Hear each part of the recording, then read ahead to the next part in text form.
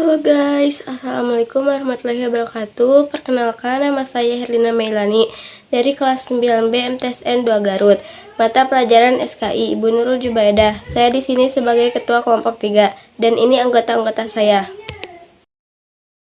1. Pondok pesantren termasuk lembaga pendidikan yang sudah sangat lama ada di Indonesia, sehingga begitu mengakar dengan budaya bangsa. Pondok pesantren memiliki karakter keislaman dan keaslian Indonesia, maksudnya sebagai lembaga pendidikan yang identik dengan keislaman, sekaligus orisinal, dengan ciri khas memiliki padepokan atau asrama untuk tempat tinggal peserta didik. 2. Secara istilah, pondok pesantren adalah sebuah lembaga pendidikan di masa peserta didik tinggal di asrama selama 24 jam untuk melaksanakan proses belajar mengajar, baik pendalaman ilmu agama tafakuh fidin maupun keterampilan dan kecakapan hidup. Pondok pesantren mempunyai komponen pokok sebagai berikut. Pertama, kiai. Komponen sentral, yakni guru yang mengaji sekaligus pemimpin pondok. Kedua, santri. Peserta didik. Ketiga, masjid, musola, tempat ibadah dan pusat kegiatan di dalam pondok pesantren. Keempat, pondok atau asrama, tempat tinggal para santri.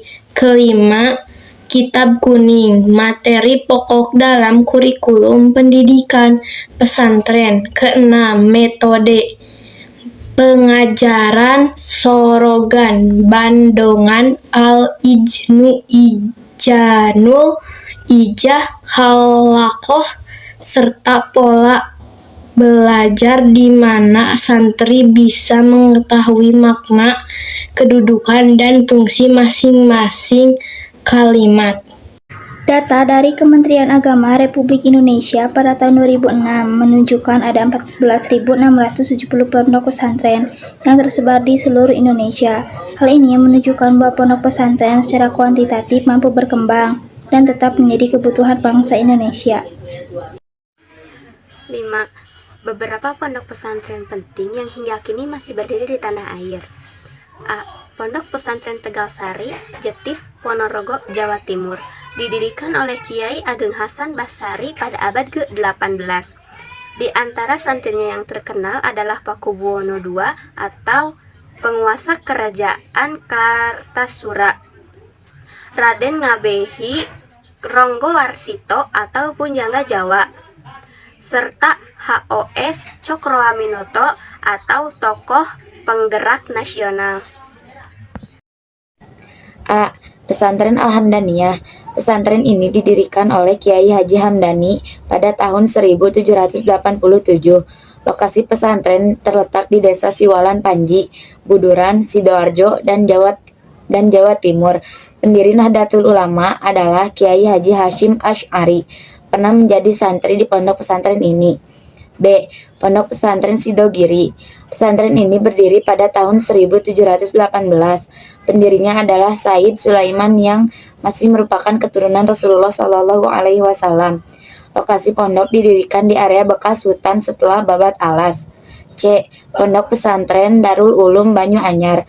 Pesantren ini bermula dari sebuah langgar atau musola kecil yang didirikan oleh Kiai Isbat bin Ishaq sekitar tahun 1787. Di area pondok terdapat sumber mata air atau sumur cukup besar yang tidak pernah surut. Pondok Tremas. Pondok ini didirikan oleh Abdul Manan pada tahun 1830 di daerah Semanten, Pacitan. Saat itu materi yang diajarkan adalah kitab-kitab yang masih dalam tingkatan dasar. F. Pondok Pesantren Al-Huda. Pesantren ini dirintis pada tahun 1801 oleh Kiai Haji Abdurrahman di atas tanah seluas 3.650 meter persegi di Kebumen. Para kiai dan santri di sini turut berjuang untuk melawan penjajah Belanda pada masa kemerdekaan, serta melawan agitasi PKI pada tahun 1960-an. Pondok Pesantren Buntet. Pesantren ini didirikan oleh Mbah atau Kiai Muqayyim. Beliau serta menjadi mufti Korotan, Konoman Cirebon, tetapi kemudian mengundurkan diri dan mendirikan pesantren Buntet yang terletak 200 km dari kota Cirebon pada tahun 1750. Pondok Pesantren Subulus Salam. Lokasi pesantren ini berada di Desa Sayur Mecat, Sumatera Utara. Usia pesantren telah mencapai hampir 1 abad. Pada masa kemerdekaan, pesantren ini dijadikan basis perlawanan sipil bersama Tentara Keamanan Rakyat atau TKR. 5. Pondok Pesantren Darussalam Martapura. Pondok pesantren ini berlokasi di kawasan Pasayangan, Martapura, Banjar, Kalimantan Selatan. Pesantren didirikan pada tahun 1914 oleh Kiai Haji Jamaluddin sebagai pesantren tertua di Kalimantan dan telah melahirkan banyak ulama. Pesantren Darussalam dijadikan acuan bagi perkembangan pesantren